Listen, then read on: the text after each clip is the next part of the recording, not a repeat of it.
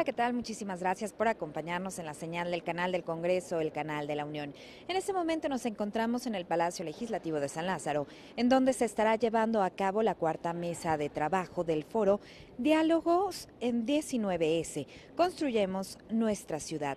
Esto con el tema financiamiento de la reconstrucción. Nosotros lo invitamos a que nos acompañe. Vamos a continuar con los trabajos de Diálogos 19S, Reconstruyamos nuestra ciudad. Esta mesa número 4 lleva como título Financiamiento de la reconstrucción, para lo cual saludo con mucho gusto a Janet de Luna, quien llevará a cabo la moderación de esta mesa. Muchas gracias y gracias a todos los que continúan con nosotros en este viernes por la tarde. Creo que fueron mesas muy buenas por la mañana y entonces nos da gusto que sigan aquí para continuar la conversación. Rápidamente les voy a dar una introducción a nuestros panelistas de lo que pasó en la mañana y el proceso en el que estamos inmersos para que pues tengan el contexto del objetivo de qué es Diálogos 19S.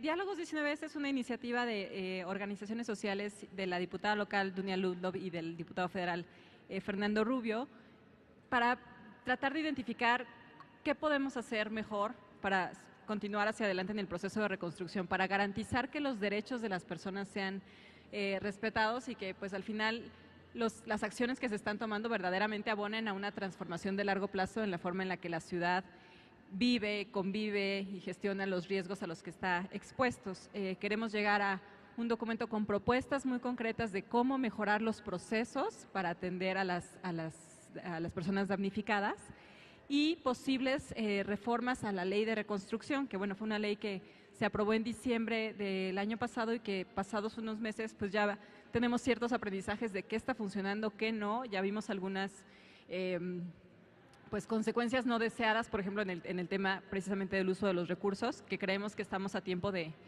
mejorar. Entonces estamos haciendo este evento el día de hoy con especialistas o con gente que ha vivido muy de cerca el tema de la reconstrucción. El próximo martes estamos invitando a todas las personas a que participen también en un evento que le llamamos Voces Ciudadanas, para que vengan y platiquen en mesas de trabajo sobre sus experiencias y sus propuestas. Tenemos una plataforma de internet abierta, está enfocada principalmente a quienes han sido afectados, para que nos digan ahí específicamente en dónde se está atorando la atención a su problema específico, o cuál es el trámite con el que están lidiando y que los tiene detenidos y que no los permite recuperar su patrimonio o los derechos que les han sido interrumpidos. Y finalmente vamos a hacer una serie de entrevistas con funcionarios públicos, también para entender desde la perspectiva de quienes están dando la atención a los ciudadanos, pues cuáles son los obstáculos a los que se enfrentan, qué clase de herramientas administrativas o de recursos o de diálogo necesitan para poder realizar mejor sus funciones. Entonces, bueno, en ese proceso estamos inmersos durante las siguientes semanas. Y en la mañana platicamos de tres cosas. La primera mesa fue sobre los procedimientos para atender a las personas afectadas y las atribuciones de las diferentes autoridades que están involucradas en el proceso. Salieron algunas observaciones que voy a ir retomando durante nuestra conversación, porque creo que se traducen en la necesidad de financiamiento. La segunda mesa fue sobre la necesidad y qué nos hace falta para tener buenos censos, ¿no? Una buena fotografía de las necesidades de atención en la ciudad, tanto de inmuebles como de personas, sobre todo de personas. Y si la comisión, tal y como está estructurada ahorita, está bien diseñada para atender esas necesidades. Y finalmente la última mesa, que fue sobre infraestructura pública dañada, ¿no? También cómo, para empezar, mapeamos el daño que sufrió la infraestructura de la ciudad, cómo garantizamos que en el próximo sismo pues la infraestructura, los servicios que necesita la ciudad pues no se vean interrumpidos, y cómo vamos fortaleciendo los instrumentos de prevención, en específico el Atlas de Riesgo. Para empezar esta mesa quisiera que cada uno de ustedes se presentara muy brevemente y que nos dijera, si me ayudan ahí con la presentación, que les vamos a presentar unas frases y que muy brevemente nos digan su nombre, de qué organización vienen y con qué frase está más de acuerdo. Se las voy a leer. La primera es: no hay suficientes recursos para la reconstrucción. La segunda, hay suficientes recursos, pero falta coordinación para ejercerlos de manera eficiente y evitar duplicidades. La tercera, hay suficientes recursos, pero falta información para priorizar su destino. Y la última, no sabemos si hay suficientes recursos porque no sabemos cuánto se necesita. Entonces digo, no hay respuesta correcta, solo es para empezar la conversación, para abrir boca y que se puedan ustedes presentar brevemente. Si quieren, empezamos de este lado. ¿Qué tal? Mi nombre es Carlos Cedillo y soy titular del Centro de Investigación para el Desarrollo Sostenible. Desafortunadamente, una persona que ha estado vinculado a desastres naturales más de una vez, no solo por los sismos, pero cada año alrededor de estas fechas que empiezan las tormentas nos toca irnos a vivir un lugar. Y a lo largo del día de hoy hablaremos de cómo creemos nosotros desde una perspectiva de investigación formal, cómo debemos de estar mejor preparados. Se me hace difícil darte, creo que depende de un contexto regional para resolver. Hay diferentes procesos de atender los propios desastres naturales. Deberíamos de hablar de casos en particular, creo que tendríamos que hacer un cuadro de análisis, pero hay una mezcla de todo, ¿no? Yo creo que hacen falta recursos, sí hacen falta recursos, pero también los que hay a veces no se ocupan de manera adecuada, entonces yo creo que es una combinación de las cuatro, yo creo que es un ABCD, pero hay que entender en qué momento, pero sobre todo hay que hablar de prevención, que es un poquito lo que les voy a platicar yo, y cómo el financiamiento es fundamental para la capacidad de respuesta, que es la clave cuando tenemos un desastre natural. Gracias, buenas tardes. Mi nombre es Gustavo Gómez, soy maestro en urbanismo, trabajo actualmente en la Dirección de Urbanismo Ciudadano del Tecnológico de Monterrey, en la región aquí de la zona metropolitana de la Ciudad de México. Y bueno, viendo las preguntas, yo diría ¿no? No hay una, pero sí he de atenerme, yo diría que hay B, sin duda.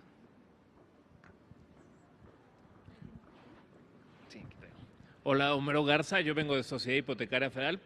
Yo creo que me quedaría más con la B. Yo creo que hay suficientes recursos, pero falta un poco de coordinación para ejercerlos. Ahora, si esos recursos son necesariamente fiscales, ¿no? Y eso ya es lo que vamos a hablar un poco más adelante, pues no necesariamente, ¿no? Por eso es tan importante tomar en cuenta alternativas como puede ser el financiamiento, que es justo lo que nosotros ofrecemos, pero eso lo veremos un poquito más adelante. Buenas tardes a todos, yo soy Tania Jiménez y al igual que lo menciona Homero, yo me iría por una combinación entre D, que no tenemos apropiadamente dimensionado de qué tamaño es el problema. Hay temas que son más fáciles de dimensionar, como pudiera ser vivienda, hay otros de infraestructura que es mucho más difícil dimensionar y sobre todo no son retos que no tienen que ver con el sismo de septiembre pasado, ¿no? Son problemas de infraestructura que teníamos arrastrando por décadas y la inversión para cubrir ese rezago más el daño causado por el sismo pues es bastante complicado de calcular, pero también me iría un poco por la B, en la medida de, como bien decía Homero, pues no todo es dinero, ¿no? Hay otra serie de recursos, como puede ser el valor residual del suelo y otros, temas de derechos de edificabilidad que son recursos de la ciudad, son recursos públicos y pueden y están siendo empleados para el financiamiento de la reconstrucción. Sí, buenas tardes, gracias por la invitación. Soy Carlos Arellano, de la Cámara Mexicana de la Industria de la Construcción. A nivel nacional somos más de 12,000 socios, en la Ciudad de México 500 y 100 están relacionados con los temas de vivienda. Vengo también como habitante, en lo particular es un compromiso, un familiar falleció en este último sismo y la mejor manera de honrarle es poner un granito de arena en prevenir y esto nos lleva a tener que planear. En el tema de la Cámara tenemos como premisa la planeación. La planeación es la mejor prevención de lo que nos puede llegar a pasar, ¿no? Hay temas de sismos, hay temas de inundaciones, pero bueno, ya veremos y en la invitación nos decían que hiciéramos reflexiones, pero también propuestas. Y más adelante haremos algunas propuestas que dentro de la Cámara venimos ya realizando.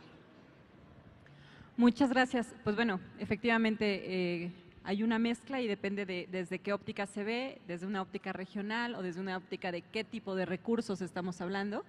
Pero bueno, eso es un poco lo que queremos discutir hoy, ¿no? Cómo romper esa barrera que de entrada parece que eso es lo que hay que resolver, ¿no? La falta de dinero, y entonces hay también mucho apoyo tanto de las personas, de las empresas, de fondos internacionales, poniendo el dinero, ¿no? Pero hay muchas otras cosas más que complementan o que sustituyen.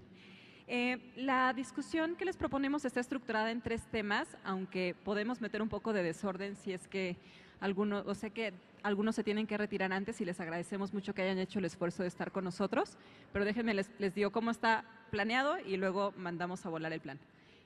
Primero, hacer una primera ronda de discusión sobre el financiamiento de vivienda, con algunas consideraciones. En segundo lugar, de infraestructura. Y en tercer lugar, más allá de la emergencia, ¿no? ¿Qué otras cosas necesitan financiamiento? Y de pronto, como son cuestiones de largo plazo, de transformación, hasta de protocolos y de formas de actuar, pues no se le pone el énfasis y la prioridad en términos de asignación de recursos. Entonces, ese es el plan. Si quieren, empezamos con la primera fase de vivienda y en el momento en el que tengamos que meter desorden, me dicen. Entonces, la primera ronda de discusiones, y bueno, sé que cada uno tiene experiencia específica en uno de los 3, pero todas las opiniones y las propuestas son igualmente valiosas, entonces los invito a que participen en las 3 con el mismo… con las mismas ganas de construir. La primera tiene que ver con opciones de financiamiento para el reemplazo y reforzamiento de vivienda, ¿no? ¿Cómo podemos hacer un uso eficiente y equitativo de los recursos, ¿no? ¿Cómo podemos asignar prioridades, identificar diferentes tipos de poblaciones y digamos que esa priorización no se traduzca en discriminación o en discrecionalidad, pero que sí nos permita pues atender con los instrumentos correctos a cada tipo de población afectada, ¿no? ¿Cómo se pueden complementar subsidios, créditos, otras formas de financiamiento base suelo, como ya se mencionaba, para lograr tanto el reemplazo de la vivienda que fue demolida o que colapsó, como el fortalecimiento, el reforzamiento de vivienda afectada? ¿Quién quiere empezar? Bueno, rapidísimo, creo que lo que hay que entender es cómo uno mide el riesgo de desastre, porque eso no se habla mucho y eso es fundamental para entender la importancia del financiamiento. Hay una fórmula, y es una fórmula que se debe utilizar. El riesgo de desastre es el producto de la vulnerabilidad, y ahorita vamos a hablar de ello, de la exposición, del peligro dividido entre la capacidad. Y capacidad se refiere qué posibilidad tiene una comunidad determinada en responder. Vulnerabilidad, y por qué nos pegan tan fuerte los desastres naturales a nosotros, se refiere a la cantidad, el más obvio, de personas que todavía tenemos en la pobreza. Por eso no es sorpresa, ¿no? Si hablamos, por ejemplo, la Ciudad de México tiene un 27% en pobreza, pero si hablamos de Chiapas y de Oaxaca tenemos pues márgenes que van del 70, 80 y en localidades hasta el 90 y tantos %. Ahí es donde más duelen los desastres naturales. Luego lo multiplicamos por la exposición o la incidencia de desastre natural. Resulta, pues ahorita hablamos del 19 de septiembre, pero el año pasado hubo más de 2,000 declaratorias de desastre, de muchas cosas, entonces a veces nos acordamos de los más grandes, pero el país está en constante proceso de declaratoria de desastre. Ya hablamos de la exposición, el peligro. Creo que nuestro país tiene unas condiciones pues muy buenas de ser un país tan grande, pero eso nos hace también eleva el peligro, ¿no? La Ciudad de México en términos sísmicos, si hablamos de deslaves, si vemos la línea costera, pero lo que es bien delicado es que cuando mezclamos esas, se empieza a pintar el mapa. Por ejemplo, vemos que en Oaxaca nos pega mucho, nos pega en Tabasco, ahora nos pega en la Ciudad de México, y todo está relacionado a un problema, como ya se mencionaba, que tiene que ver con la planeación de la ciudad. Y creo que ahí se resuelve mucho estas cosas. Hace rato escuchaba al doctor Valdés, ni siquiera el 50% de los municipios tienen protocolos de protección civil, entonces nuestra capacidad de respuesta es muy limitada. En términos de financiamiento, el 73% de la población no está cubierta por un seguro. Entonces ahí es donde empiezan a aparecer los grandes problemas Por ejemplo, en el caso del Infonavit, que es en la institución donde uno trabaja, sí están aseguradas las personas, pero a veces desconocen cómo acceder a estos seguros, y yo creo que es bien importante entender que es una política de prevención, porque no alcanza el financiamiento. Creo que, o lo que sucede, que es lo que pasó, aparece una bolsa, se trata de segmentar de forma equitativa, eso es muy difícil porque las estructuras no son iguales, los territorios no son iguales. Ahorita platicaba con mis compañeros la importancia, ¿dónde creo yo que hace falta financiamiento? En la prevención. Debe haber un proceso de financiamiento antes, tiene que haber un financiamiento profundo en el país para hacer actualización de los atlas de riesgo municipal. Si ustedes se meten a la CENAPRED y analizan las zonas de riesgo, se van a dar cuenta que solo 365 municipios tienen atlas de riesgo, de los cuales no se han actualizado en los últimos, ¿no? Podemos hablar de sismos, pero si hablamos de lluvia, hay que incrementar esos procesos de análisis para que podamos calcular el riesgo y la necesidad de financiamiento. Entonces, pues yo creo que se debe iniciar un proceso de financiamiento en prevención, que eso tiene que ver con adelantarnos a la posibilidad de, ya tenemos información de cuáles son los lugares más vulnerables, pero pues al final del día quien se ve más afectado pues son las personas de menores recursos. Entonces hay que encontrar mecanismos que permitan a lo mejor gastar un poco adelante, porque siempre que gastamos atrás, es decir, que no invertimos en la planeación adecuada, en los análisis hidrológicos, sísmicos, por ejemplo, en los proyectos de construcción, es absurdo que se haga reconstrucción sin una mecánica de suelos bien establecida. Si los contáramos los proyectos de reconstrucción que han hecho un ejercicio adecuado, no es el caso de la Ciudad de México porque tiene leyes mucho más fuertes, de hecho muchas se refieren al reglamento de construcción de la Ciudad de México, que yo creo que ni siquiera debería ser el caso, a lo mejor está elevado el estándar de la Ciudad de México, pero ya probó no ser perfecto, ¿no? O se incumple. Entonces tenemos que pasar bastante tiempo en un país que sabemos que es muy vulnerable, financiando en prevención. Yo creo que esa es la única forma, y revertir esos procesos, entender que los seguros es un proceso fundamental, que aparte no son tan caros en realidad cuando los ve uno en paquete, el número de personas que se ven afectadas. Yo creo que por ahí deberíamos estar pensando y estar incorporando cada vez más este 73% que no está asegurado de alguna forma, poder gastar en prevención, porque las propias aseguradoras tienen protocolos, ¿no? Ellos son los que nunca pierden, ¿no? El asegurador mide su riesgo, van a ser muy duros en los procesos y esos son mecanismos que pueden empezar a apretar el tema de la planeación.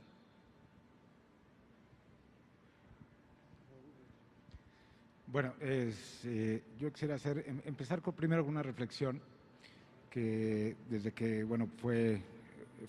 pasaron los sismos y lo comentamos con varios, uno pareciera que esta situación era la primera vez que le sucedía a la Ciudad de México, ¿no?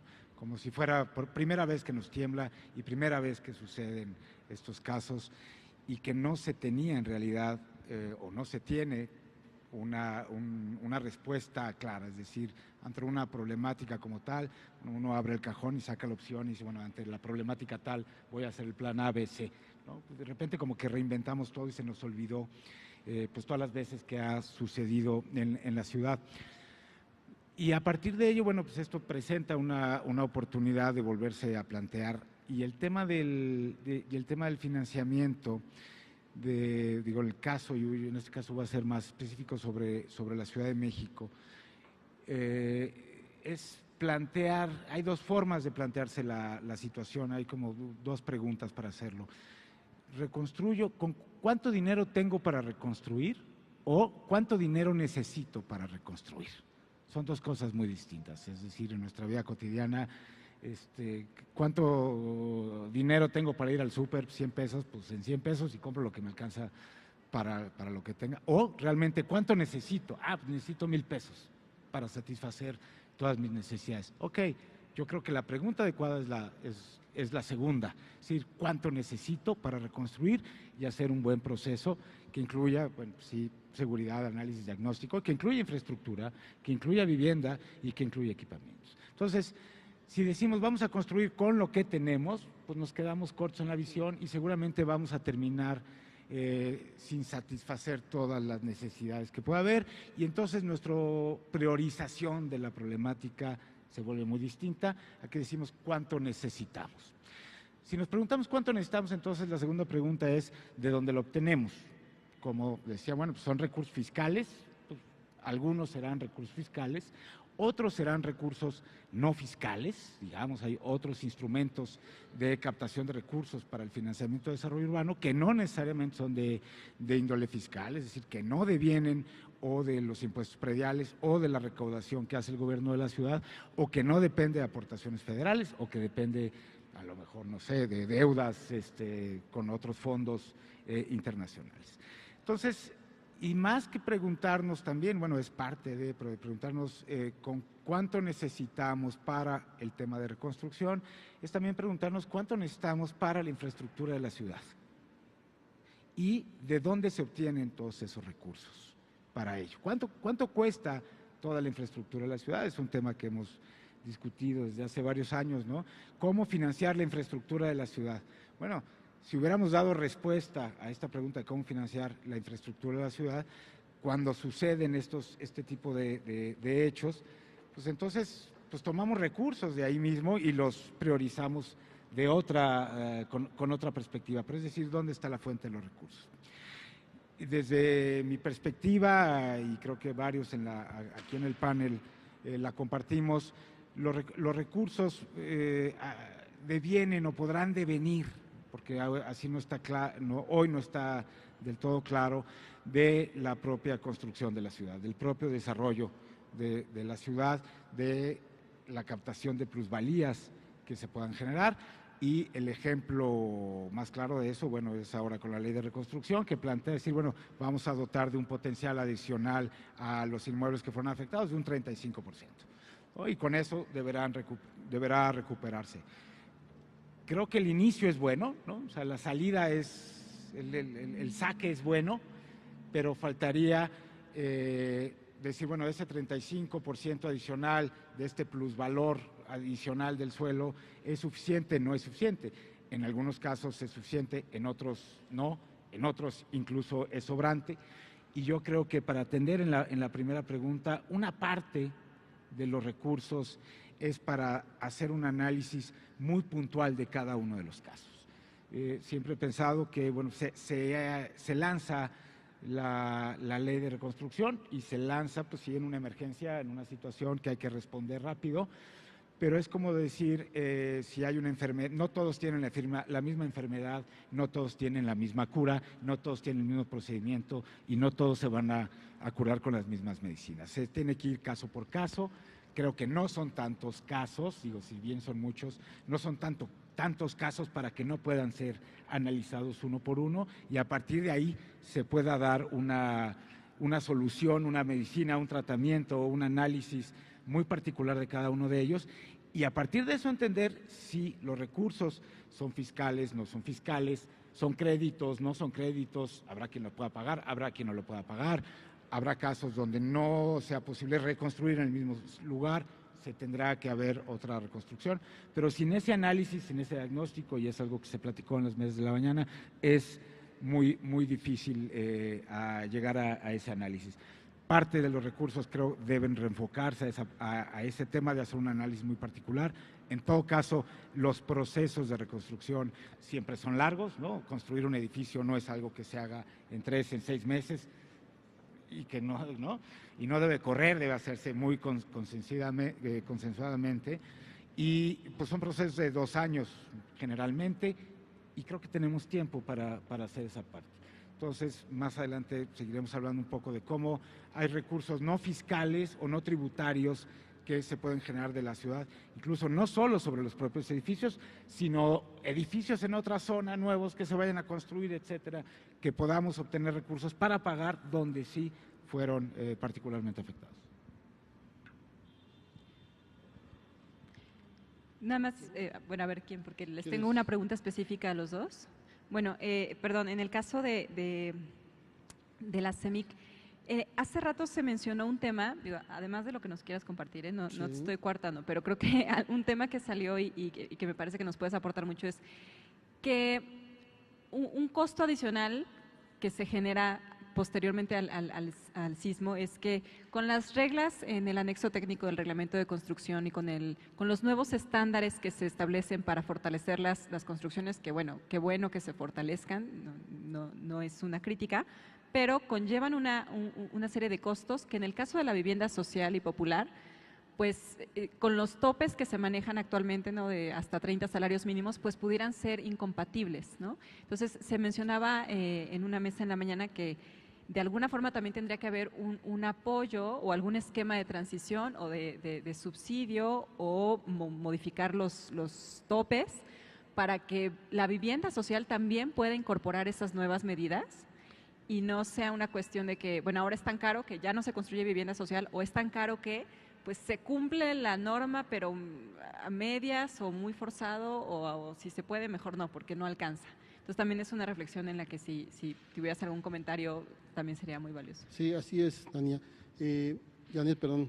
El tema aquí es, estamos haciendo un trabajo en la Cámara donde nos pusimos el reto y antes del sismo ya lo traíamos de hacer vivienda para la ciudad, pero vivienda digna.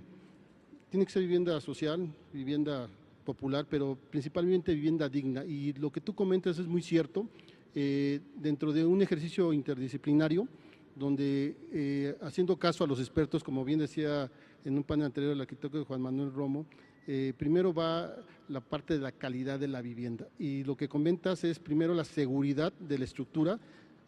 Como ahorita consideramos, se tiene que revisar caso por caso, se hace una mecánica de suelos por cada uno de los inmuebles que hoy pretendemos construir. No lo podemos hacer de manera general, tiene que ser una mecánica de suelos por cada terreno y romper el tabú de la densidad. Se hablaba hace ratito que 3 niveles, no, si pueden ser 3, y son 4, no tengamos miedo a esa densidad porque es necesaria. La ciudad tiene que crecer de manera central. Se dijo bien hace ratito, los servicios están en el centro de la ciudad y aquí es donde mejor se pueden aprovechar. Por ejemplo, el agua.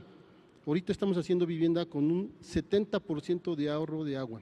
Se puede hacer. Existen ahorita ya las técnicas para hacer desarrollos, vivienda digna, vivienda con una seguridad en la estructura que aguante esos sismos o mayores, con un ahorro de agua, con un ahorro de energía eléctrica hasta un 50%. Ya existe la tecnología. El hecho de que sea vivienda digna no tiene por qué ser de mala calidad. Y insisto, porque es lo que necesita la clase trabajadora de esta ciudad. La hemos dejado de hacer. Se hace vivienda media y se hace bien, pero creo que no es la que mayor necesita la ciudad. Hoy con el sismo se pudo comprobar más. Los que visitamos, en el caso de la Cámara, que nos asistimos a delegaciones donde casi nadie quería ir, como es Xochimilco, Tláhuac, Colonias del Mar, San Gregorio, nos dimos cuenta que la autoconstrucción mal hecha se refleja en los sismos. ¿Por qué? Porque no hay una asesoría técnica. Por ahí comentábamos que así como existe un programa de médico y abogado en tu casa, pues quisiera un programa de arquitecto o ingeniero en tu casa. Ya serán los expertos los que determinen. Pero es necesario porque gran parte de la construcción que se hace en esta ciudad es autoconstrucción todavía. No debería de ser, pero así es. Entonces vamos a tener que trabajar mucho ahí y lo que comentabas, sí hay sobrecostos que tenemos que sensibilizar al gobierno porque limitar a una vivienda digna a 30 salarios anualizados a veces no nos tiene por qué mandar el dinero, nos tiene que mandar la calidad de la casa que necesitan los habitantes de esta ciudad. Yo creo que ahí se puede trabajar mucho. E insisto otra vez, al tener un ahorro del 70% de agua, se paga hoy actualmente el artículo 302, que es bastante dinero como un dato. Ahorita por el número de viviendas que alcanza a hacer muy bien el INVI, pues deben ser unos 600, 800 millones de pesos, pero podría, con la ayuda de la banca privada, hacerse más vivienda y aumentar ese pago por infraestructura hidráulica hasta 13,000 millones de pesos. Y es lo que necesita el sistema de aguas de la Ciudad de México, inversión en infraestructura hidráulica, espacios públicos, porque la vivienda no nomás es hacia adentro, también es hacia afuera, hacia el entorno. Es lo que tenemos que hacer. Entonces, con estas viviendas resilientes, sustentables y sostenibles, porque viene el tema de hacerlo sostenible con las administraciones de las futuras viviendas. Estas tienen que estar con mantenimiento permanente. Hoy también con el sismo vimos que por falta de mantenimiento muchos edificios se vieron fatigados en su estructura y por eso también tuvieron problemas. Hay que darles mantenimiento a estas viviendas. Ahí tendré mi comentario. Bueno, entonces si vas a hacer tú, déjame hacerte un comentario también de las mesas de la mañana. Por ahí en la primera se mencionó que no hacía falta la ley de reconstrucción. O sea, que posiblemente con otros instrumentos se podía reaccionar con la suficiente contundencia para atender la emergencia, pero sé que una de las cosas que sí cambió la ley y que no sé si otro instrumento lo pudo haber reemplazado fue el tema del porcentaje de construcción adicional, que es el caso que tú mejor conoces. Entonces te dejo como comentario de la mañana para alimentar tu participación. Ok, muchas gracias. Efectivamente, la ley de reconstrucción, uno de los grandes cambios es que el Poder Legislativo comparte esa responsabilidad del cambio de uso de suelo con el Ejecutivo, particularmente con la Secretaría de Desarrollo Urbano. Es un cambio de uso de suelo, es un cambio de edificabilidad de uso de suelo que que por esta vez, por excepción, no pasa por una decisión de la Asamblea. Eso hace que si bien tiene que ser informada, no es parte de la decisión, y eso hace que operativamente el mecanismo sea mucho más rápido. Tenemos proyectos que están desde el momento en el que fueron anunciados que se tienen que demoler hasta que tienen el cambio de uso de suelo y pueden empezar a trabajar en su proyecto ejecutivo, pasaron 2 meses y medio, que es un nivel de eficiencia nunca antes visto y que particularmente los privados pues estarían muy interesados en el ahorro que esto representa en sus gastos corrientes, tener una estructura de toma de decisiones de gobierno tan tan rápida, no tan expedita. En este caso, pues bajo el argumento de que estamos atendiendo una emergencia y no tenemos tiempo de hacer. Si bien tenemos que cumplir con ciertos criterios, pues la prioridad es la recuperación de las viviendas lo más pronto posible. Eso sí, efectivamente es un cambio que deriva de la ley de reconstrucción y no hubiera sido posible por otros mecanismos. Con respecto a la pregunta, me gustaría únicamente retomar la pregunta que nos comparten aquí en las pantallas, ¿cómo hacer un uso equitativo de los recursos disponibles? Y aquí me resalta la palabra, el tema de la equidad. Es uno de los temas de gran discusión. ¿Qué hacer con estos recursos fiscales disponibles? ¿Cuál es el mecanismo equitativo de distribución? Tenemos que tener en cuenta que ante todo nuestra Constitución dice en los primeros artículos que las políticas públicas tienen que ser progresivas, es decir, primero tengo que atender a los más necesitados y después a todos los demás. Y en este sentido, pues tenemos que cuestionarnos con qué mecanismos, si bien todo el mundo tiene el derecho a reponer su vivienda, sí tenemos que cuestionarnos cuáles son los mecanismos o qué tan diferentes tendrían que ser los mecanismos para reponer una vivienda de 60 o de 50 metros cuadrados y si debería ser el mismo mecanismo que se utilice para reponer una vivienda de 120 metros cuadrados, desde 160 metros cuadrados o unos penthouse de 400 metros cuadrados que también se están presentes, que fueron afectados, ¿no? Eso creo que es un tema que habría que analizar y diferenciar. Otro tema, otra vez puntualizar sobre este tema de no todo es recurso fiscal, no todo es recurso en efectivo de gobierno. Este tema de acortar los tiempos, para las facilidades administrativas, las facilidades en la obtención de permisos para los desarrolladores privados se traduce en dinero, tiempo es dinero y particularmente en esta industria. Entonces puede ser y está resultando un tema que pueda ser mucho más atractivos los proyectos de reconstrucción sobre un proyecto común y corriente, si te puedo decir que en 4 meses estás fuera de esto, ¿no? O sea, en 2 años puedes estar fuera de esta gestión en vez de tomarte 5 años, que puede ser lo que normalmente toma en tiempo. Y me llama mucho, ahorita sobre lo que platicaba también de el cambio normativo, de nuevas normas técnicas complementarias de 2017 para hacer edificios más resistentes, me salta otra vez el tema de la equidad. Estamos hablando de una generación de edificios del 85 para acá que sabemos y tenemos que estar muy conscientes que son mucho más seguros que los edificios que fueron construidos con anterioridad. Y los de 2017 van a ser todavía más seguros que de la generación del 85. ¿Cuál es el mecanismo de prevención para poner a todos bajo el mismo estándar de seguridad. Si nosotros analizamos en este momento los edificios que colapsaron total o parcialmente, encontramos que de los 60 y tantos edificios que en un primer momento presentaron este daño, pues 60 de 65 pudieron ser de los 70 y la primera mitad de los 80. Del 85 para acá ya no se presentó tanto ese daño porque tenemos un código de construcción mucho más eficiente. Pero ¿en qué momento volteamos a ver o bajo qué mecanismos de financiamiento garantizamos las mismas condiciones de seguridad a los edificios que fueron construidos anteriormente? Y en este momento pues tenemos todavía habrá que analizar cuál es el inventario de vivienda entendido como parte de la infraestructura de la ciudad que necesita ser financiada y necesita un mantenimiento más allá de la pintura y la jardinería, sino un mantenimiento probablemente estructural y probablemente en unos casos el reemplazo. Probablemente el reemplazo sea la única vía para poder garantizar esas condiciones de seguridad. Creo que es parte de los temas que tendremos que tener sobre la mesa de financiamiento. Y una fuerte inversión, uno de los temas que, si bien sobre la mesa ya están más o menos puestos los mecanismos de financiamiento sobre este tema de base suelo, los instrumentos de créditos puente bastante más atractivos, la temporalidad mucho más resuelta, nos seguimos topando con el tema de la acreditación de la propiedad. Un gran problema para poder proceder con los temas de reconstrucción es la acreditación de la propiedad. Al menos el 90-95% de los predios con los que nos estamos topando no puede disponer del 100% de la propiedad porque hay 1 o 2 casos al menos que jamás se escrituró y muy probablemente no escrituró por los altos costos de honorarios notariales o por los temas que se tienen que poner al momento, los temas que se tienen que pagar al momento del financiamiento, como son ICR y ISAI.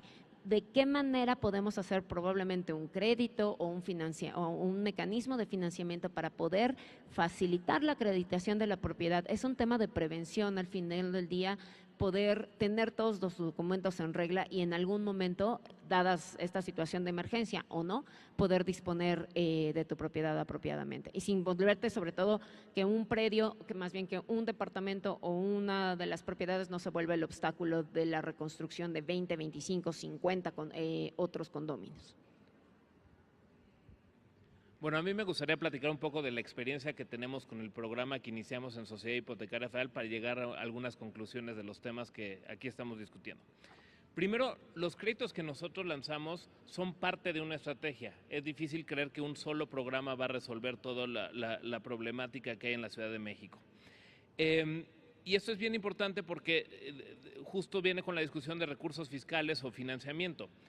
Coincido en que los recursos fiscales deberían de aplicarse de manera preferente a la población más vulnerable y que se apliquen progresivamente. Por eso el programa que nosotros tenemos, que se genera de un ahorro que tenía el gobierno de la Ciudad de México y que solo son 800 millones de pesos y que está enfocado a una población muy específica que es urbana, que eso es bien importante porque también hubo muchos daños en las zonas rurales de la Ciudad de México y con capacidad de crédito, bueno, entonces es muy difícil justificar el que se asuma todo el costo de una vivienda que puede costar 2 o 3 millones de pesos. Por eso creemos que los recursos fiscales deben de enfocarse primero en los que más lo necesitan. Nosotros lo que hicimos fue combinar un poco las dos cosas. Con un recurso de 800 millones de pesos que dio la Ciudad de México, gracias al financiamiento logramos 4,000 millones de pesos. Y entonces ahí a la gente que tiene la capacidad de crédito le estamos dando el mejor financiamiento posible. Es bien importante señalar el tema de la propiedad y creo que ese es uno de los grandes retos. Nuestras reglas de operación hoy por hoy dicen tiene que ser un edificio catalogado rojo y tiene que ser propietario. Y sí, en el día a día nos hemos encontrado con que acreditar la propiedad es algo sumamente complicado y que dificulta los esfuerzos para hacer, por ejemplo, una reparación estructural de un edificio, porque tienen que obtener consenso los vecinos involucrados. Nosotros generamos 3 tipos de financiamiento que somos los que estamos ofreciendo a los afectados. Uno es un crédito hipotecario. El crédito hipotecario está destinado para aquella persona con capacidad de crédito que ya no quiere vivir en el mismo edificio donde vivía y se quiere ir a otro lado. Gracias al apoyo del gobierno de la Ciudad de México con recursos fiscales, nosotros estamos dando, digamos, en un crédito de 2 millones de pesos, más o menos respecto a un crédito de la banca comercial, se está ahorrando como 800,000 pesos en el pago de intereses y capital. Ese es el beneficio que nosotros le estamos dando. Esos créditos hipotecarios ya empezamos a dar los primeros créditos, pero sí hay que decir que el perfil de los acreditados es de ingresos medios e ingresos altos. Por eso la complementariedad de los distintos programas que pueda haber por parte del gobierno de la Ciudad de México. Otro de los créditos es para reparación estructural, es decir, la suma de todos los inquilinos que vivan en un edificio, se les da un crédito y con ese dinero se paga una reparación estructural. Ese es un esquema un poco más complejo porque viene, 1, el acuerdo de los vecinos, 2, el hacer los dictámenes que, como ustedes saben, en la Ciudad de México los que responsables de seguridad estructural son muy pocos y entonces hubo completamente un desabasto, ¿no?, para toda la necesidad de estudios que había. Y después de ese estudio, un proyecto, y ese proyecto también cuesta. Y nosotros, en la operación que tenemos hoy, no podemos pagar esos estudios. Entonces, si me preguntan, ¿dónde podemos usar recursos fiscales? Pues ahí se pueden utilizar recursos fiscales para después, ya la solución sí que venga de refinanciamiento. Y también tenemos un producto que es para reconstrucción total de edificios, es decir, aquellos que se demolieron o aquellos que se cayeron en el temblor, reconstruirlos, y ahí sí estamos juntando las tres: recursos fiscales para los créditos cuando se termine de construir la vivienda, la ley de reconstrucción que sí permite una mayor densidad y que con las ventas a precio de mercado de las viviendas adicionales puede pagar gran parte y en algunos casos la totalidad de las viviendas existentes anteriormente, y el financiamiento por parte de Sociedad Hipotecaria Federal. En ese sentido, yo creo que la ley de reconstrucción sí nos da una herramienta bastante potente para atender un segmento de la población. Pero de nueva cuenta es un segmento de la población, porque no en todos los lugares hace sentido construir 35% y vender a precios de mercado. Está muy sesgado hacia de nueva cuenta, hasta la zona urbana en localidades como la Roma, como la Condesa, como la del Valle, en donde ya sabemos que el precio de la vivienda es muy alto. Entonces yo lo que diría es lo siguiente: tenemos que hacer una mezcla de instrumentos. El recurso fiscal debe de atender las necesidades de los que más lo necesitan. Y ahí está la atención de la vivienda rural y probablemente se trate de prácticamente regalar las soluciones de vivienda, utilizar el recurso para ello. Es muy difícil justificar regalar departamentos en la del Valle. Entonces, yo creo que con un esquema en el que juntamos, como lo viene haciendo la ley de reconstrucción y financiamiento, aquellas personas que pueden afrontar el pago de un financiamiento, pues lo paguen con sus propios recursos, ¿no? Y ya hablaremos más adelante de otros retos que digamos, el temblor nos pone más evidentes sobre los grandes retos que tiene la Ciudad de México en términos de vivienda y de infraestructura. Buenísimo, muchas gracias. A ver, déjenme recapitular algunas cosas que me parecen muy, muy valiosas. Del tema de vulnerabilidad, creo que se conecta perfectamente con lo que dice Tania sobre la generación de viviendas que están en riesgo y que continúan en riesgo, porque se vio mucho cuál era el perfil demográfico del propietario de una vivienda construida en el 60 que se dañó, ¿no? Posiblemente era una persona que por edad, por cuestiones de edad, ya no tenía la capacidad o el deseo ¿no?, de adquirir un crédito. O sea, un propietario de 70 años, ¿no?, que compró su vivienda en 1970 y algo, pues ya no puede o no quiere o no es la mejor solución para él acceder a un crédito. Entonces la vulnerabilidad pues no se reparte de manera uniforme, no es ciega a factores demográficos y económicos como lo mencionabas. Otro punto muy valioso me parece es la necesidad de diagnósticos precisos, ¿no? O sea, de caracterizar con detalle las diferentes problemáticas y las diferentes poblaciones afectadas, ¿no? Y este consenso de, bueno, una solución no cubre las necesidades de todos, ¿no? O sea, no hay un modelo único de atención, ni debería haberlo. Otro, el tema de seguros y otros instrumentos privados que hacia el futuro nos permitan reducir la necesidad, ahora sí que el cuánto necesitamos para la reconstrucción, bueno, pues lo podemos reducir en el futuro si aumentamos la penetración del tema de seguros.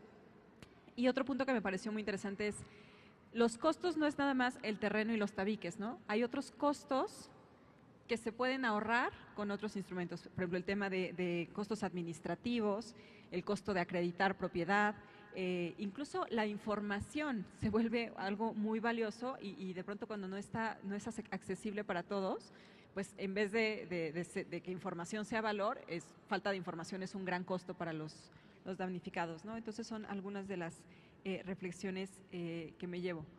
Antes de que se me vayan los dos ponentes que se tienen que ir, quisiera que habláramos, me voy a brincar al tercer tema, luego me regreso con los demás, pero esto de más allá de la emergencia, ¿no? ¿Cómo financiar verdaderamente en el largo plazo esto que hablamos de una ciudad más resiliente, ¿no? O sea, darle sustancia a esas palabras que de pronto se ponen de moda, pero que no sabemos bien qué significa. Y durante la mañana se habló, digo, todas las propuestas que salieron en la mañana, yo decía, bueno, a ver, ¿eso quién lo financia? ¿Eso quién lo financia? ¿Eso quién lo financia? ¿No? Y entonces es la chamba que les tengo a ustedes. Ideas del tema de atlas de riesgo, ¿no? Que hace falta, de campañas de comunicación, incluso de protocolos, o sea, un plan familiar de protección civil o una mochila o todo eso cuesta, ¿no? O sea, son campañas que hay que hacer para cambiar la cultura. Los censos mismos, los dictámenes, eso en un momento que parece que es solamente para la emergencia, pero es en realidad para reforzar lo que haya que reforzar en el futuro, evitar futuras tragedias, información, mantenimiento, o sea, un montón de cosas y también otras vulnerabilidades que se revelaron en el sismo, pero que pues son del día a día, ¿no? Como el tema del sistema hidráulico, que pues todos los días en realidad tenemos fallas y pérdidas de eficiencia y que en un sismo pues se pone en riesgo la operatividad misma del sistema. Entonces, ¿cuáles podríamos establecer como prioridades de financiamiento para la transformación de largo plazo de nuestra ciudad, hacerla más resiliente? ¿Y de dónde podemos obtener esos recursos? ¿Cuáles pudieran ser mecanismos innovadores para complementar la atención de la emergencia con esta atención de cosas de largo plazo que son igualmente importantes? Bueno, creo que no hablamos de costos asociados en tiempo presente y eso siempre es bien delicado. Hay que hablar de costos asociados hacia adelante porque eso es lo que nos pasa todo el tiempo en el país. Y digo yo, mi experiencia tal vez está más vinculada, no particularmente en la Ciudad de México, pero trabajo en varios lugares del país. Los costos asociados a no dar cabal cumplimiento a las normas locales son altísimas para el país. A mí me preocupa muchísimo, y lo digo aquí abierto en este foro, que se hayan iniciado reconstrucciones relativamente rápido después del sismo. Eso me dice a mí que traemos problemas en el proceso de esas construcciones. Es imposible, yo estoy haciendo un proyecto en Jojutla, probablemente el municipio de los más afectados. Nos tardamos 8 meses en revisar el suelo. Tuvimos una presión social y política, yo diría un tanto absurda, porque aparte se nos alinea con todo un proceso estas próximas semanas, entonces todo el mundo quería correr, pero nosotros nos mantuvimos que había procesos que no podíamos obviar. Porque si te saltas esos procesos, pues ya sabemos las consecuencias. Entonces, ahí está el truco, entender que la construcción no es que requiera mayor financiamiento tal vez, requiere cumplir sus ciclos de tiempo. Y por ejemplo, y podemos hablar de los propios mecanismos de dispersión de recursos a los municipios para obra pública. Estos ciclos de que tienen que gastar el dinero el mismo año, pues no dejan ni hacer un proyecto, ¿no? No hay ni tiempo para diseñar un proyecto. Esa separación, algo que creo que yo es fundamental, poder separar el proyecto del financiamiento, poder tener revisiones documentales precisas para evaluar los costos y las oportunidades de los proyectos que se van a implementar, pues son fundamentales que se den, ¿no? Una vez más, a mí me preocupa mucho, los estándares de reconstrucción en el mundo empiezan a los 6 meses del sismo.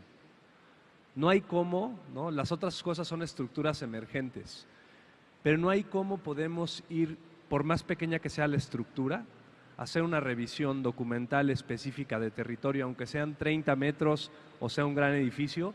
Si queremos hacer las cosas bien, tenemos que entender que eso lleva tiempos.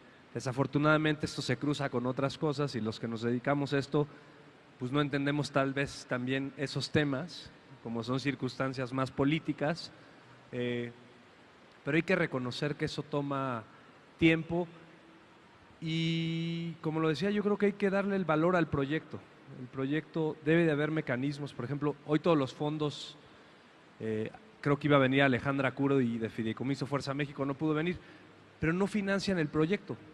Entonces, si no financian el proyecto, alguien tiene que regalar el proyecto o tiene que aparecer el proyecto, y eso es muy delicado. Mientras no reconozcamos la construcción, digo, para los que somos arquitectos a lo mejor pues le entendemos un poquito más, pero no puedes iniciar construcción sin un proceso debidamente ingresado, analizado, respaldado, y eso te va a regresar una necesidad de financiamiento. Entonces, yo la veo por ahí.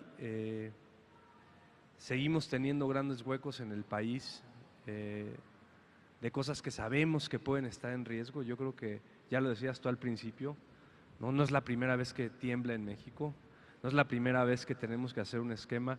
Creo que es buen momento que todo el mundo se siente ahorita y analice de manera completa cómo están respondiendo los seguros, ¿no? Porque por ejemplo, en el caso de Infonavit es complejo cuando tenemos un proyecto cofinanciado entre la banca y nosotros, porque llegamos nosotros más rápido, pero solo cubrimos un pedazo, y luego el banco da sus propias cláusulas, y de aquí a que llegue el seguro.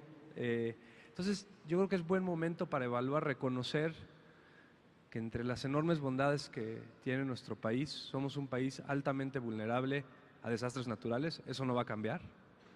Es imposible que reduzcamos la incidencia, y a menos de que se pongan muy serios con el cambio climático. Tal vez nosotros no, me refiero en términos de huracanes, en términos sísmicos, pues estamos en zonas, aparte no lo podemos predecir. Lo que sí sabemos es que hay una mayor incidencia, tal vez, o a lo mejor porque como la medimos. Pues yo diría, ya estuvo, y hay que sentarnos a reconocer que estamos en riesgo de desastres y vamos a revisar esos procesos. El incumplimiento a nivel nacional de reglamentos de construcción es absurdo. Llegas a los propios municipios, si ustedes hacen una revisión documental de la gente más pobre, porque no es la de la Condesa, no es la de la Roma, pero tú llegas y le pides a algún constructor de vivienda que haya hecho una reconstrucción, su documentación de permisos y mecánicas y cálculos, si la tienen bien, no existe. O te presenta una que hizo en otra casa para otro territorio que por definición no funciona en ese territorio. Ese es el tipo de cosas que no debemos de permitir, y a lo mejor evaluar cuál es el sobrecosto de estas circunstancias. Por ejemplo, ¿cuánto cuesta hacer una mecánica de suelos? ¿Cuánto cuesta hacer un análisis estructural? ¿Cuánto cuesta hacer un proyecto arquitectónico? La verdad, en el largo plazo es marginal. El problema es cuando no lo haces. Y como es un negocio, ¿no? Ahorita se hablaba es que es atractivo para el desarrollador, pues entonces lo que tenemos que hacer es separar eso para que eso no toque ese pedazo del negocio, que haya un cajón específico para que de una vez por todas se cubran esos procesos que son fundamentales en la construcción. Si no, pues prepárense. O sea, esto no cambia, y no es un tema de reemplazo de materiales, ¿no? Creo que no tiene que ver ni siquiera con las… Porque de hecho las viviendas vernáculas no se cayeron porque eran vernáculas, se cayeron porque les habían construido encima. Hay que también ser cuidadosos. Lo que está pasando en el país, que a mí me preocupa mucho, y una vez más me refiero más, pero también es el caso de Xochimilco, ¿no? Uno va a San Gregorio, lugares tan especiales que hoy los queremos reemplazar, y hay que tener cuidado con las leyes de cómo van a entrar estos mecanismos a reemplazar procesos históricos y patrimoniales. Los propios monumentos, por ejemplo, ¿cuántos monumentos se afectaron? Los mecanismos que nos digan que está bien salir a apuntalar edificios, que nos permitan analizar las estructuras. Uno viaja, ¿no? Creo que en Europa a veces los edificios se quedan apuntalados 30 años y aquí se ponen nerviosos la gente que los edificios estén apuntalados 6 meses. Si queremos preservar el patrimonio, tenemos que ser capaces de analizar lo que requieren las estructuras, y eso requiere de gente especializada. Esa es una de las cosas que hay que… Algo que demostró el sismo, si bien uno hubo una enorme capacidad de todos de sumarse, muy pocas personas sabían verdaderamente evaluar los problemas que estábamos viendo en los edificios. Y yo creo que reconociendo eso, ojalá, digo, lo hemos platicado entre arquitectos, hace rato se mencionaba ingenieros, pues hay que generar capacidad reconociendo pues a esto lo que nos podemos enfrentar, mejorar las calidades de los financiamientos y los seguros. Por ejemplo, el propio instituto debe tener mejores políticas de verificación de obras sin duda, que se cumpla con la reglamentación.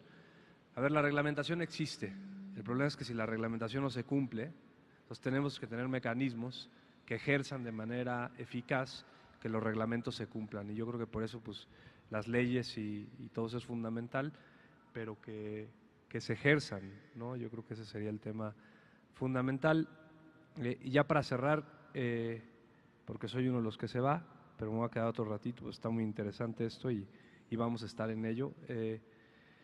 Pues sí, es reconocer, ayer yo veo las lluvias que ya nos vienen, las posibilidades de ahorita en Cabo San Lucas una tormenta, no hemos terminado la reconstrucción a lo largo del país, yo estoy trabajando los fines de semana en algunos municipios, entender que la reconstrucción, ¿qué va a pasar en la reconstrucción en una época de lluvias como esta? Si los procesos son adecuados de ir a dejarle material a la gente para que ellos construyan, o mejor es ir y platicar de un proyecto y entonces llevar el material, que es un poco lo que tú mencionabas, hay que planear.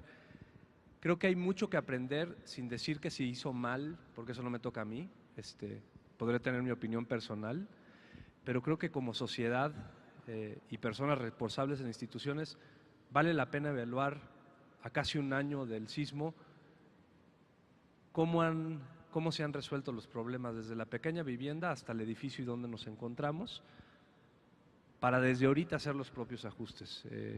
Ojalá y la próxima administración estos aprendizajes que les podamos dejar a algunos los puedan utilizar para bien, pues porque ya nos tocó vivir una emergencia del tamaño, como a muchos de ustedes les tocó vivir al 85, y pues entender que estamos en una necesidad de ser mucho más organizados, a lo mejor regresando al punto C de tu primera, sí falta organización y hay que entrarle.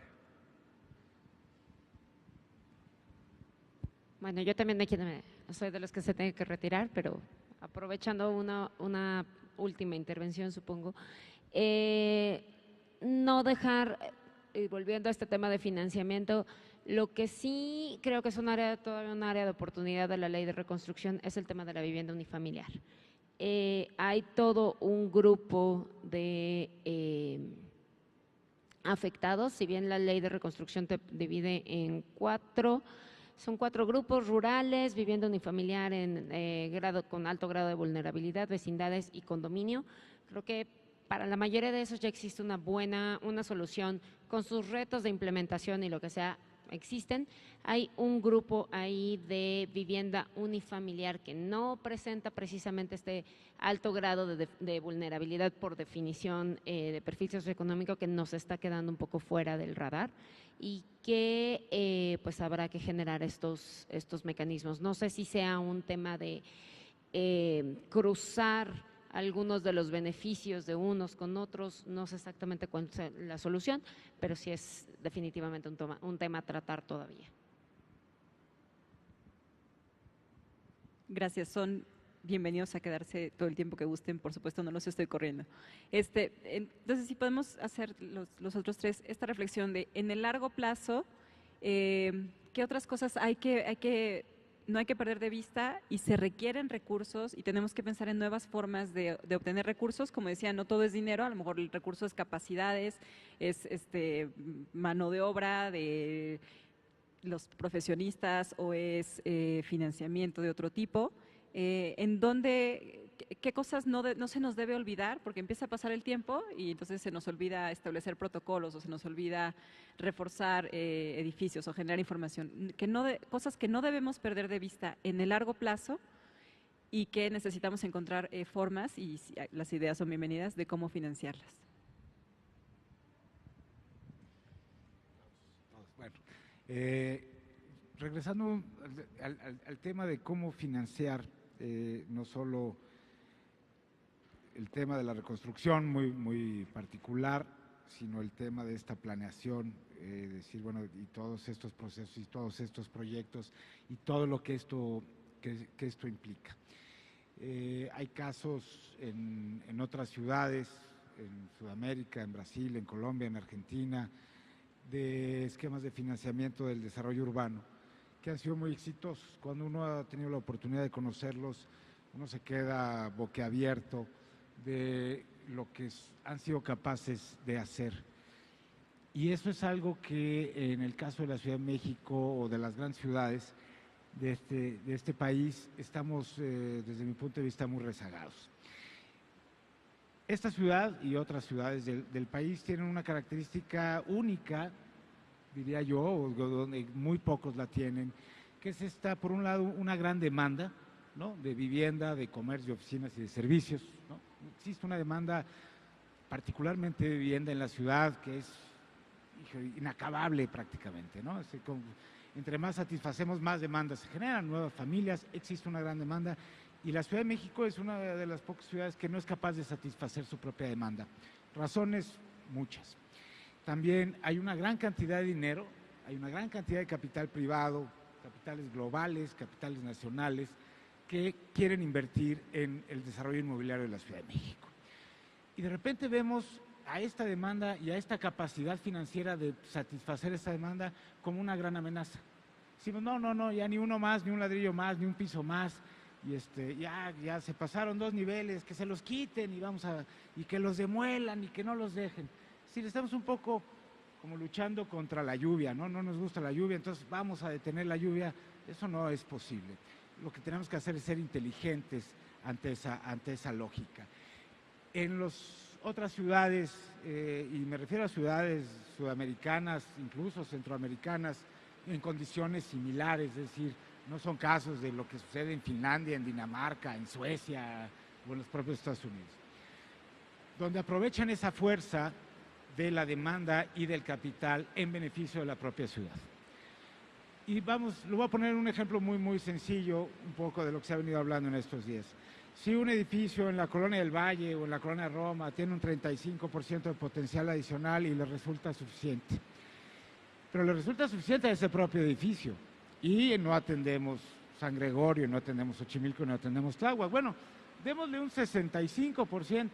El 35% que sirva para su propio edificio y ese otro 35% o ese otro 30% que le demos lo destinamos a Tláhuac o a la vivienda más precaria. Es decir, aprovechemos esa fuerza, ¿no? Como un poco dicen los que hacen judo, no es mi caso, ¿no? Dicen, bueno, aprovechemos la fuerza del enemigo a favor nuestro. Entonces, si bien no es el enemigo, ¿no?, ¿cómo podemos aprovechar esas lógicas? Y son otros elementos que se hacen, es decir, existe esta demanda, existe un capital para vivienda, pero no hay infraestructura. Bueno, aprovechemos eso, captemos esos recursos a través de nuevas leyes y nuevos esquemas de financiamiento, aprovechemos esos recursos para hacer la infraestructura o la vivienda social. En Sao Paulo, han financiado enormes proyectos muy exitosos de vivienda social, de lo que eran las antiguas o las viejas favelas brasileñas, y se han convertido en grandes proyectos de vivienda social en el mismo lugar donde suceden los grandes proyectos inmobiliarios. Son mecanismos relativamente fáciles de operar y que a partir de ahí podríamos pensar primero, y creo que hay que ir paso a paso, no podemos replantearlo, en buscar estos esquemas para financiar temas de reconstrucción y después iremos transitando hacia temas de infraestructura, hacia otros temas más allá de la propia emergencia. Pero es decir, en la propia ciudad existen los recursos, por eso yo decía, bueno, me voy a la respuesta ¿no? No si hay recursos, sí hay dónde obtener los recursos, sí hay cómo captarlos, existen esas posibilidades y hay un tema de voluntades y hay un tema de posicionamientos. Y además lo interesante de esto es que ni siquiera es decir, vamos a agarrar el dinero del capital privado de los desarrolladores inmobiliarios y lo vamos a invertir acá. No, no es un dinero de ellos, es un dinero de la ciudad.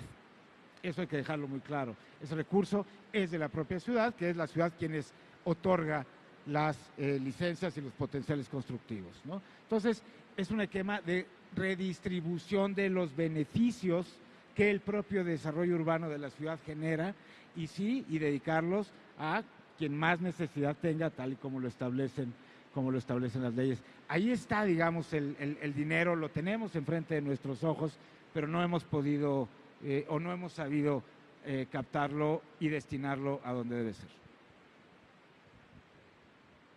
Digo, con el riesgo de que no se escuche muy bien, espero que se escuche bien. Nosotros tenemos una ciudad que es relativamente rica, muy desigual, pero es una ciudad rica. Hay algunas delegaciones, futuras alcaldías, donde el ingreso y la calidad de vida o el índice de desarrollo humano es similar a Alemania. Pero yo no veo las calles como Alemania, ni veo el transporte público como Alemania. Resulta un poco contradictorio, ¿no?, hablar de la ciudad de los palacios y una serie de referencias que tenemos, y que cuando pensemos, por ejemplo, en hacer una nueva línea de metro, tengamos que siempre recurrir al gobierno federal. ¿Por qué el gobierno de la Ciudad de México no tiene los ingresos suficientes, a pesar de tener una ciudad rica, para ejercer en los servicios que necesita esta ciudad? Entonces yo creo que es una combinación de varias cosas. Uno, hay que cobrar el predial bien y hay que cobrarlo, digamos, sin tanta discrecionalidad. Lógicamente, al cobrar el predial bien, pues hay afectaciones, entonces se tienen que hacer programas para proteger a la población vulnerable, a los adultos mayores, para no convertirlo en un impulso más de la gentrificación. Pero ese es un mecanismo para generarse de recursos. Otro mecanismo es cobrar bien el agua.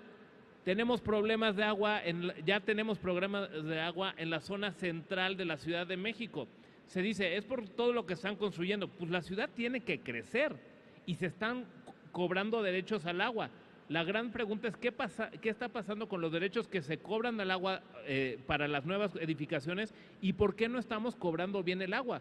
Esta ciudad necesita inversiones muy grandes para resolver el problema de agua durante los próximos 30 o 50 años. Yo no veo dónde está la discusión de cómo vamos a resolver eso. Entonces, si queremos tener una ciudad viable hacia el futuro, tenemos que resolver el problema del agua, y eso vendrá de nueva cuenta parte de recursos fiscales, pero también parte de financiamiento y otras estructuras que se nos puedan ocurrir. Yo aquí coincido en que el desarrollo inmobiliario es también por sí mismo, puede ser por sí mismo, un motor de la provisión adecuada de servicios.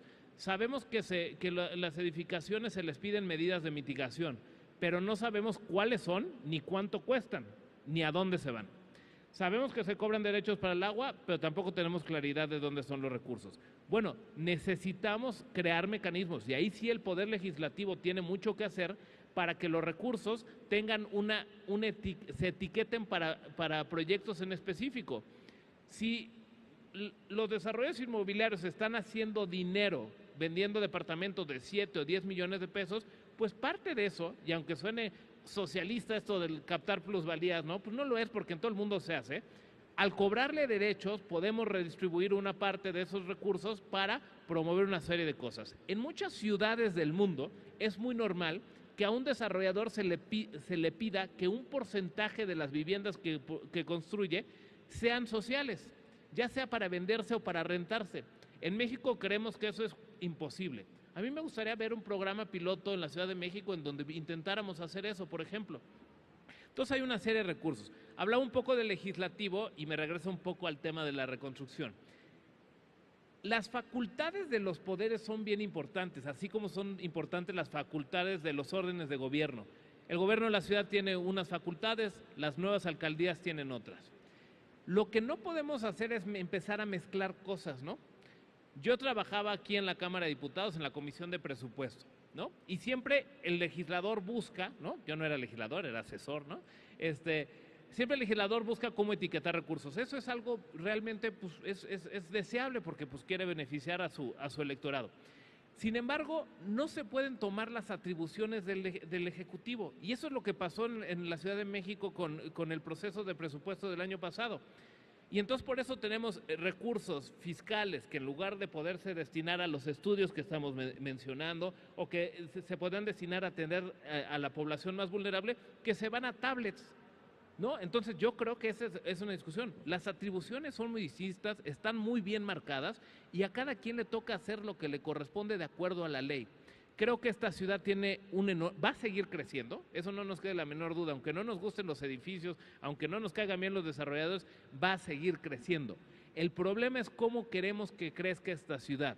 Y ahí sí coincido en que es una visión con mucho mayor densificación y con mucho mayor transporte público. Pero eso sí, una ciudad que no sea exclusivamente para los ricos, una ciudad que encuentre un buen balance entre dar esa vivienda que cuesta, que se plusvaliza, de gran calidad, pero también dar servicios de vivienda a una población que ya no puede vivir en la Ciudad de México. Por eso la Ciudad de México tiene 9 millones de habitantes desde hace 30 años, porque los jóvenes pues no pueden vivir.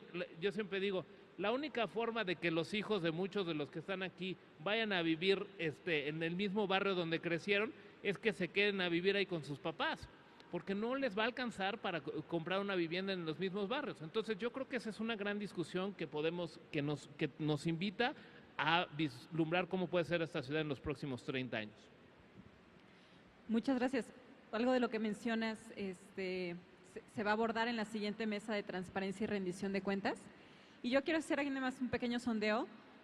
Si recuerdan los que nos acompañan, la discusión hace año y medio, cuando estábamos discutiendo la Constitución, sobre la captación de plusvalías. Si alguien vio el video de Lili Telles diciéndonos que nos iban a quitar pues Lili Telles mentía. O sea, esto que estamos discutiendo aquí sobre cómo el valor del desarrollo de la ciudad puede financiar vivienda social, infraestructura, inversiones de muy largo plazo, ese era el sentido de ese mecanismo de la plusvalía. No era arrebatarle a la gente lo que su vivienda va adquiriendo de valor año con año, ¿no? Sino compartir el valor que se genera cuando un predio pasa de un potencial, digamos, de 5 niveles a 20 niveles, ¿no? Esa riqueza que se genera, que es muy deseable que se genere, pero cómo la repartimos mejor entre la ciudad. Entonces, también una autocrítica para quienes hemos estado abogando por estos temas, que no supimos comunicar adecuadamente y que permitimos que intereses muy particulares manipularan la opinión pública y que nos perdimos de una oportunidad, pero que todavía podemos rescatar. Entonces, ese fue un paréntesis, por favor, continúe. Bueno, y en ese mismo sentido, resaltar digamos, la fortaleza que tiene la ley de reconstrucción en retener a la población en el mismo barrio en el que estaban viviendo.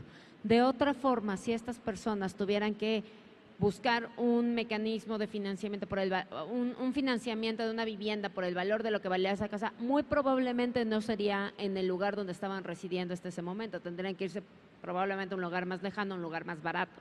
Una de las fortalezas y de las virtudes, de alguna manera, de la ley de reconstrucción es que asume a los afectados como propietarios del suelo, como inversionistas, como dueños de un suelo muy valioso, que en algunos casos vale varios millones, decenas de millones de pesos, los asume como inversionistas, como propietarios, con todas sus capacidades y con toda su capacidad, como parte de su capital, y con ello financiar la reconstrucción en su propio terreno, y con esto eliminamos el riesgo de tener que expulsar y movilizar población a lugares que tiene toda esta serie de implicaciones de ruptura de redes sociales, de poco acceso a los servicios a los que ya estabas habituado de alguna manera. Eso creo que también es una de las grandes virtudes de la ley. Y como bien mencionas, estamos sentando un precedente y una serie de argumentos y una serie de números. Yo personalmente me estoy dedicando a juntar toda esta información para un día tener tiempo y poder escribir la historia de esto y poder decir, hace año y medio no teníamos un número para poder defender el tema de captación de plusvalías. No sabíamos, nos tomó por sorpresa, lo teníamos en principio, pero no teníamos un dato que pudiera decir, la ciudad está ganando o está dejando de ganar X cantidad de millones de pesos por este cambio normativo. En este momento lo estamos teniendo, lo estamos experimentando, estamos tratando de documentarlo para decir, hay una segunda oportunidad de tener esta discusión, pues ya vamos a tener el 35% un cambio de un plumazo que aumenta 35% la edificabilidad de estos predios se traduce en X millones de pesos que en este momento se utilizaron para un tema de emergencia y de reconstrucción, pero en cualquier otro momento de la historia de la ciudad se debe y se debería estar utilizando en inversión en infraestructura pública. Y un breve comentario.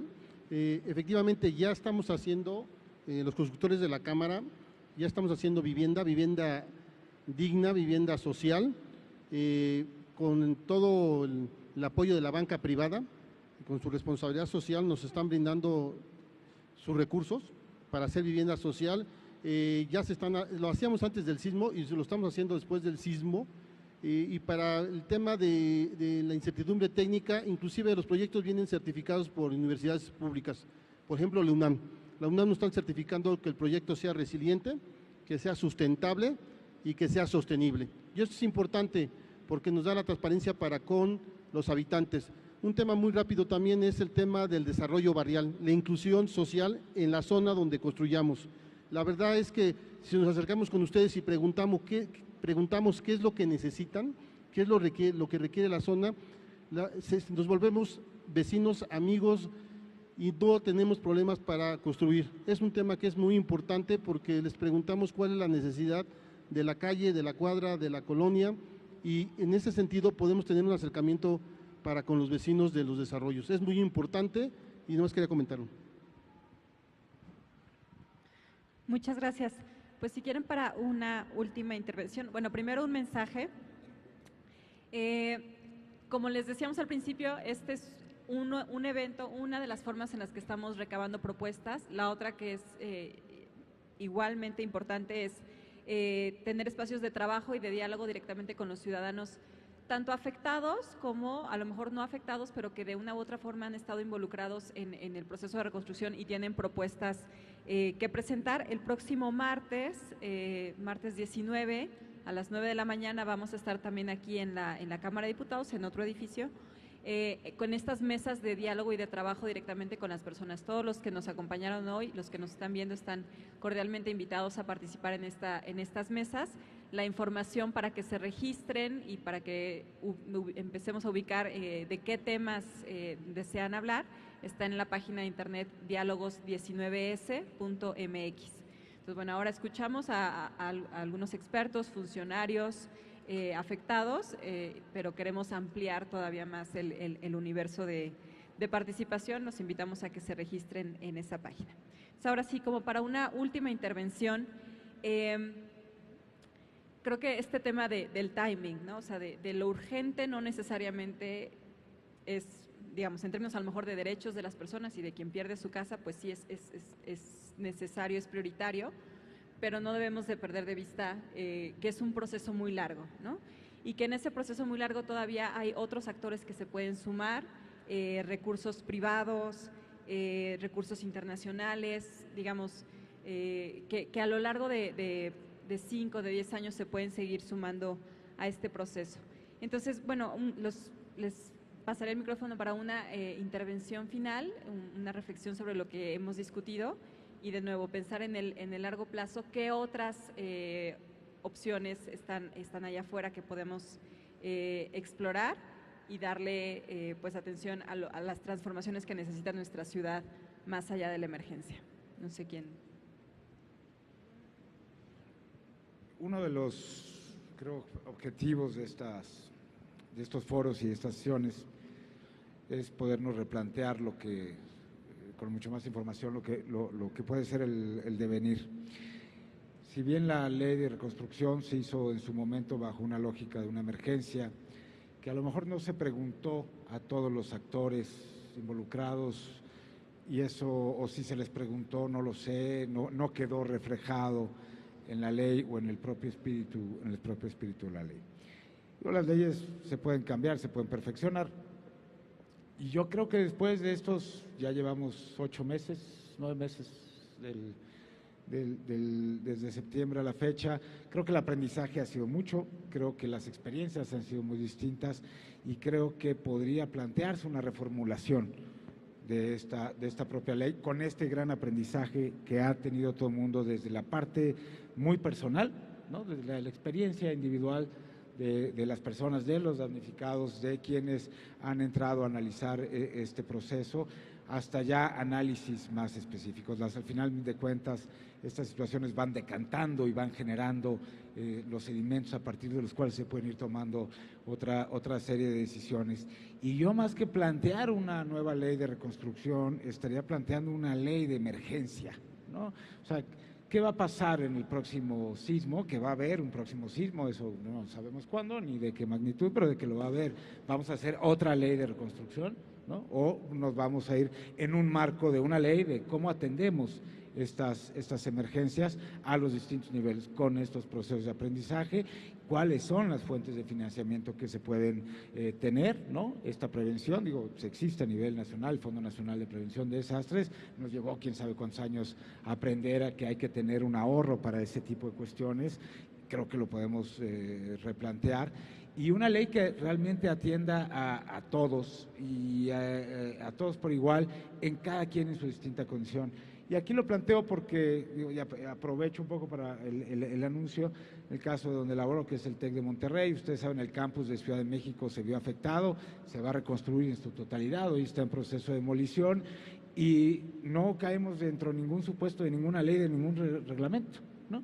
La ley establece que para los equipamientos de carácter público, pero no establece nada para los equipamientos de carácter privado. Es decir, si un hospital privado hubiera tenido un daño, no podría, al igual que el tecnológico, que es un equipamiento educativo de carácter privado, atenerse a cualquier ley y, digamos, no necesariamente para un caso de financiamiento. No es que estemos buscando financiamiento, el tecnológico tiene sus propios recursos para financiarlo, pero sí en términos de facilidades administrativas, de tiempos, de apoyos, de respaldos por parte de la autoridad, no estamos contemplados en ninguna de estos casos.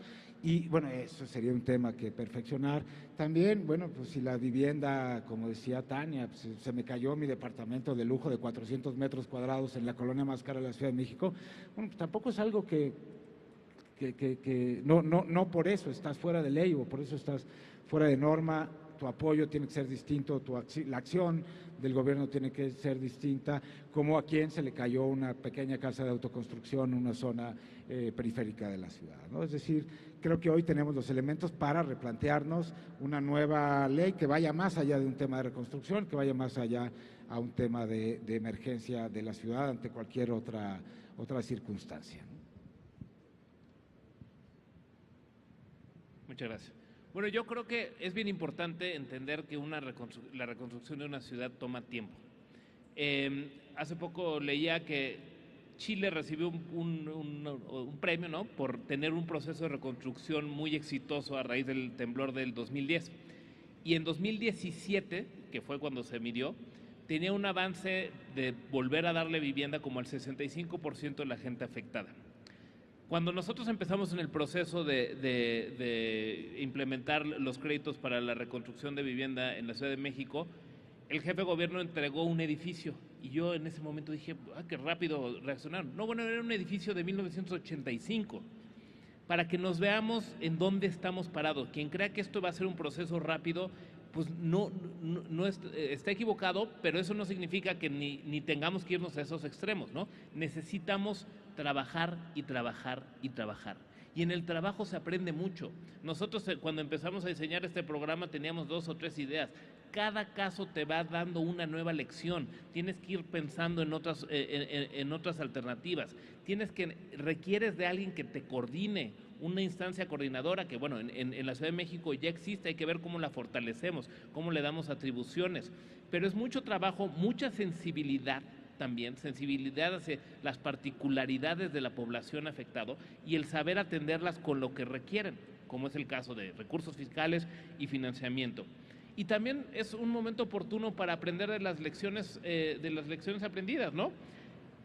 Por ejemplo, en la Ciudad de México hay pocos corresponsables de seguridad estructural.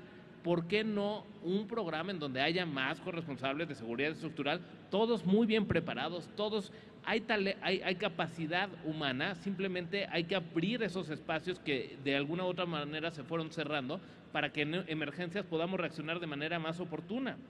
Y también aprender de lo que hemos hecho mal. Sabemos que tenemos un reglamento de 1900, después del temblor del 85, que era muy fuerte en términos normativos. Sin embargo, pocos, pero hubo edificios que se cayeron, y se cayeron por aspectos de corrupción, que es la gran discusión que tiene este país, es en torno a la corrupción. Entonces, si bien podemos tener muy buenos reglamentos, ¿qué instrumentos en el legislativo, qué instrumentos podemos hacer para que el espacio a la corrupción y el que la corrupción se convierta en una tragedia no se vuelva a repetir en esta ciudad? Entonces yo dejaría esas reflexiones y sin duda pues agradecer el espacio, agradecer a mi amiga la diputada Dunia Ludlow por la invitación, y sigamos haciendo estos esfuerzos, porque estos esfuerzos tarde o temprano, si los coordinamos bien, van a resultar en acciones de los gobiernos de los distintos órdenes de gobierno. Sí, Homero, lo dices bien, es un tema de responsabilidad de todos, de sociedad civil, de poder ejecutivo local, de poder legislativo. En el caso de nosotros como sociedad civil y en el caso de constructores, pues sí queremos aportar, queremos hacerlo de la mejor manera, pero también oyendo a los habitantes. La verdad es que solamente escuchando sus necesidades como podemos reaccionar mejores como técnicos, como constructores. Ya le dejaremos el trabajo a nuestro Poder Ejecutivo para que nos incentive, nos ayude a hacer mejor las cosas, al Poder Legislativo para que nos haga normas, reglamentos más apegados a lo que necesitamos, y es una responsabilidad de todos para poder desarrollar mejor esta ciudad. Y la mejor prevención es la planeación. Insistimos, cuando esta ciudad esté mejor planeada, es como mayor podemos prevenir.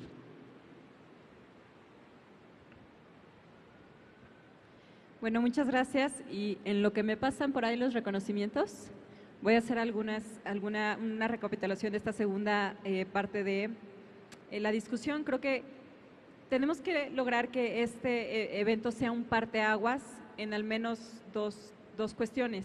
Esto que menciona de la planeación, o sea, la prevención. Si pensábamos que ya habíamos aprendido mucho y, bueno, la realidad es que no, es que a pesar de que son eventos reiterados y que no es la primera vez que nos pasan y que nos pasará, pues todavía nos hace falta mucha cultura de prevención. Lo que mencionó Carlos creo que es muy valioso de los costos de no dar cumplimiento a normas, o sea, la monetización de la prevención, creo que nos hace falta tener presente ese enfoque.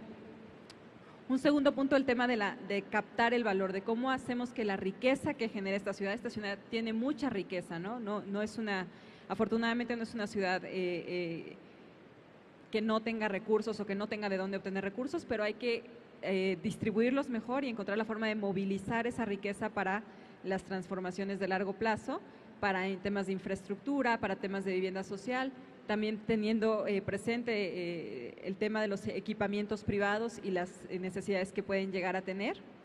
Un tercer punto, la necesidad de hacer buen uso de los recursos. Creo que el ejemplo del artículo 302, de lo que pagan las empresas como costos de mitigación y de reforzamiento de infraestructura hidráulica, que de pronto no vemos que realmente se traduzca en las obras que la ciudad necesita, pues es un gran tema.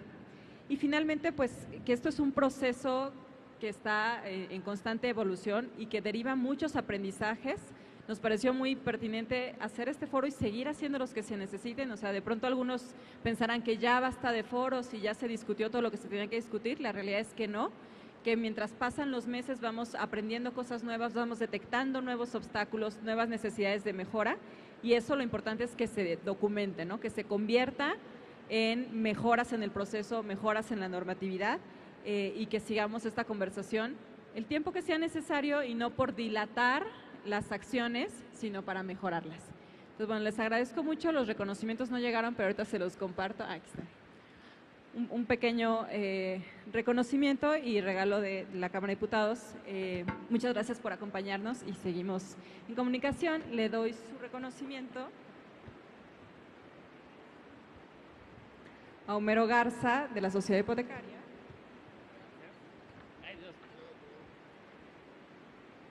A Gustavo Gómez Peltier.